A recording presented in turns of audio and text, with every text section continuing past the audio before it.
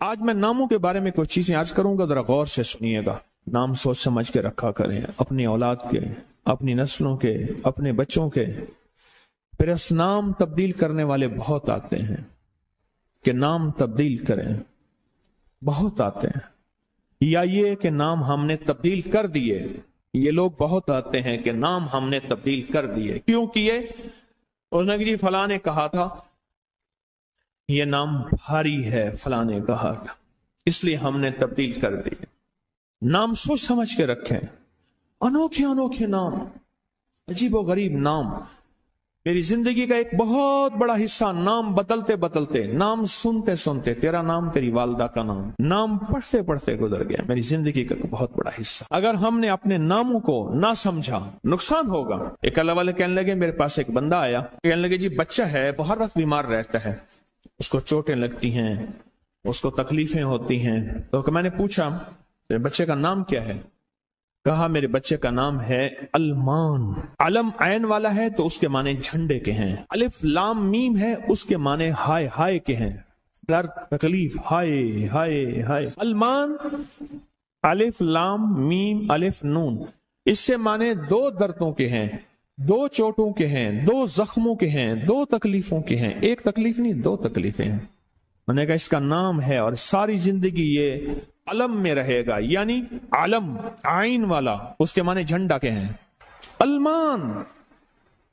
میں نے کہا فوراً نام تبدیل کرو، اور کہا نام تبدیل کیا تو بچے کی صحت ٹھیک ہو گئی، چوٹیں لگتی تھیں، تکلیف ہوتی تھی، نام اس کا فوراً بدلا۔ ایک شخص میرے آقا کی بارگاہ میں آیا، پوچھا تیرا نام کیا ہے؟ کہا مر ہے۔ مر عربی میں کہتے ہیں کڑوے کو، فرمایا تیرا نام حلو ہے، حلو، حلوہ، حلو تو میٹھا ہے۔ نام بدل دیا۔ آقا تشریف لے گئے، پوچھا اس جگہ کا نام کیا ہے؟ انہوں نے کہا یثرب ہے۔ یثرب مانے دکھوں اور غموں اور پریشانیوں اور مشکلوں اور مسائل کا گھر۔ فرمایا نہیں، اس کا نام مدینہ ہے۔ مدینہ کہتے ہیں باغ، باغ و بہار، ہوائیں، فضائیں، ٹھنڈی نعمتیں، اس کا نام مدینہ ہے۔ نام بدلا۔ ایک جگہ سے گزرے، آپ نے پوچھا تیرا نام کیا ہے؟ اس نے اپنا مشقت بھرا نام بتایا۔ فرمایا نہیں، تیرا نام سہل ہے، آسانیہ ہے۔ ایک بندے کا نام پوچھا، اس نے کہا میرا نام شہاب ہے۔ شہاب کہتے ہیں شعلے کو۔ فرمایا نہ تو آگ لگانے والا نہیں ہے، اس کا نام بدل دیا۔ حضور پاک صلی اللہ تعالی علیہ وسلم کا جو ممبر تھا کھجور کا تنا تھا، اب اس پہ تشریف رکھتے تھے، مجمع بڑھ گیا تو کھجور کا تنا ہو گیا، پھر مجمع اور بڑھ گیا، مشورہ ہوا کہ حضور کی لکڑی کا ممبر بنایا جائے۔ تو آخر مجمع میں حضور نے فرمایا کون میری لکڑی کا ممبر بنائے گا؟ ایک کھڑا ہوا، آپ نے فرمایا اچھا ٹھیک ہے۔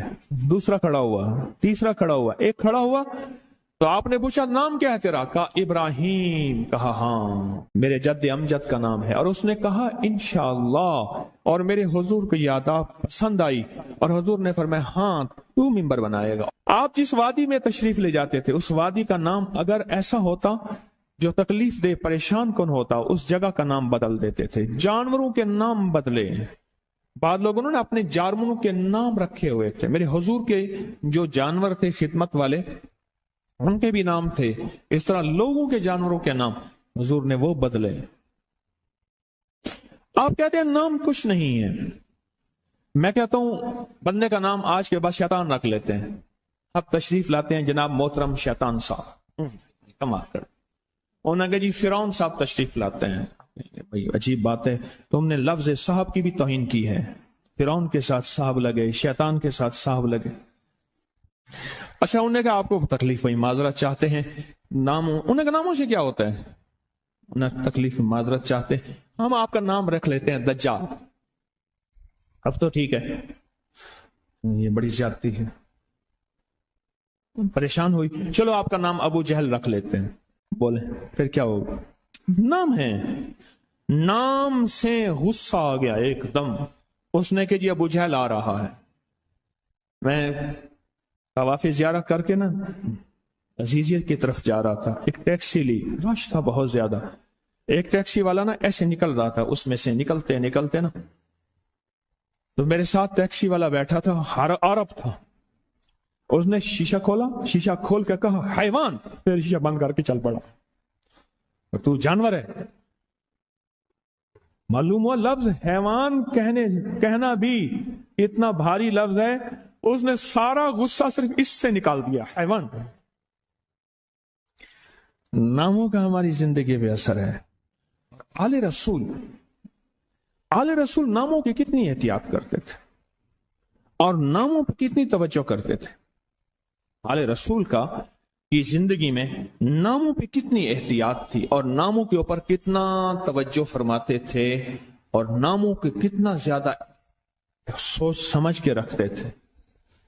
میں آج آپ کو وہ نام بتاتا ہوں کہ ان کی زندگی میں نام کون سے تھے، ان کے خاندان کے نام کون سے تھے۔ یہ جو 72 شہدائے کربلا ہیں، میں ان کے ناموں کی لسٹ آپ کے سامنے، آپ ان ناموں کو دیکھیں کہ خود میرے کملی والے نے اپنے بیٹوں کے نام اور اپنے نواسوں کے نام کیا رکھیں۔ میں جب حضرت امام حسن پیدا ہوئے تو مشورہ ہوا اس کا نام حرب رکھا جائے۔ حرب کہتے ہیں بہت زیادہ طاقتور، ایسا کہ جو ہر کسی کو ہرا دے، پورے لشکر پہ غالب آ جائے۔ فرمایا نہیں، اس کا نام عرشوں سے آیا ہے، میرے اللہ کہتا ہے اس میرے بیٹے کا نام حسن، عرش سے آیا نام آیا ہے، زمین سے نام نہیں آیا۔ پھر حضرت حسین پیدا ہوئے، پھر ان کے بارے میں فرمایا کہ اس کا نام کیا رکھا جائے، کہا حرب رکھا جائے۔ فرمایا نہیں، اللہ نے عرشوں سے اس میرے بیٹے میرے نواسے کا نام رکھا ہے حسین۔ ناموں کو سوچ سمجھ کے رکھا۔ اپنے بیٹوں کا نام قاسم رکھا، طیب طاہر رکھا، نام سوچ سمجھ کے۔ عبداللہ ہے، سوچ سمجھ کے۔ اپنی بیٹیوں کا نام دیکھیں کتنے کیسے رکھا، رقیہ، ام کلثوم، زینب، فاطمہ، رضوان اللہ سلام اللہ تعالی علیہم اجمعین، نام احتیاط سے رکھے۔ وہ کہتے ہیں جب سے میں نے دروازے پہ لگائی ہے میرے گھر سے ٹینشن، پریشانی، بے سکونی ختم ہو گئی ہے۔ بتا دوں یہ آیت نظر بد کا بہترین علاج ہے۔ خاتون کا جوان بچہ تھا، جادو سے اس کی کمر ٹیڑھی ہو گئی تھی۔ ایک کسی نے تسبیح خانے سے ہی سنا ہوگا، انہوں نے بتایا، جادو ٹوٹ گیا اور کمر سیدھی ہو گئی، جوان بیٹا صحت مند ہو گیا۔ یہی بات ہے۔ اور کسی کو اس آیت کا کوئی کمال، کوئی تاثیر، کوئی نفع، کوئی فائدہ، کوئی مکوڑے ہوں، کیوں بھائی کسی نے آزمایا؟ ہاں آپ نے آزمایا، اور کس نے آزمایا؟ آپ۔ جس گھر میں سانپ ہوں، بچھو ہوں، کیڑے ہوں، مکوڑے ہوں، چھپکلیاں ہوں، کاکروچ ہوں، دیمک ہو، اور گھر میں کوئی انوکھی چیزیں نکلتی ہوں، اور جوؤں کا بھی لاجواب علاج ہے، جن کے سر پہ جوئیں میں نہیں جاتی۔ اور ایک بات آپ کو بتا دوں، یہ آیت نظر بد کا بہترین علاج ہے، اور یہ وظیفہ جنات شیاطین کا خود کاری علاج ہے۔ ایک چھوٹی سی آیت ہے، 3 سال ہو گئے میں نے لگائی ہے، کہہ رہے ہیں اس کے بعد سانپ زہر ہوئے، مرے ہیں، لیکن ان سانپوں نے میری جانوروں کو نہیں کاٹا، اور اس سے پہلے میرے 3 جانور ضائع ہو چکے ہیں۔ وہ کہتے ہیں جب سے میں نے دروازے پہ لگائی ہے میرے گھر سے ٹینشن، پریشانی، بے سکونی ختم ہو گئی ہے۔ وہ کہتے ہیں جب سے میں نے دروازے پہ لگایا ہے میرے گھر میں چین آتا ہے، سکون آتا ہے، بیماریاں ختم ہیں۔ اور اگلا کہتا ہے جب سے میں نے یہ لگائے ہیں میرے گھر سے چوریاں ختم ہو گئی ہیں، زیورات اور پیسوں کی چوریاں۔ یاد رکھیے گا، ساری دنیا کی سائنس جہاں سے جہاں چلی جائے، میرے کملی والی کی وحی اور جو عرشی نظام ہے اور عرشی حفاظت کا نظام ہے، یہ ساری زندگی رہے گا۔ یہ کیا ہے؟ میرا کمال ہے؟ نہیں، قرآن اور وحی کا کمال ہے۔ ہم تو خطا کار ہیں، لیکن پھر بھی سوچتا ہوں وحی کی برکات ہمارے لیے بھی ہے، اللہ اتنی برکتیں دے دیتا ہے۔ میں صحرا میں بیٹھا تھا، مارچ تھا، بڑا بہار کا موسم ہوتا ہے صحرا کا، سانپ بچھو بہت نکلتے ہیں، بہت زیادہ ہوتے ہیں۔ میں بیٹھا تھا ایک جھونپڑی میں، ادھر سے دھوپ آ رہی تھی، ادھر سے دھوپ، بیٹھا رہا۔ یہ میں نے پڑھا ہوا تھا۔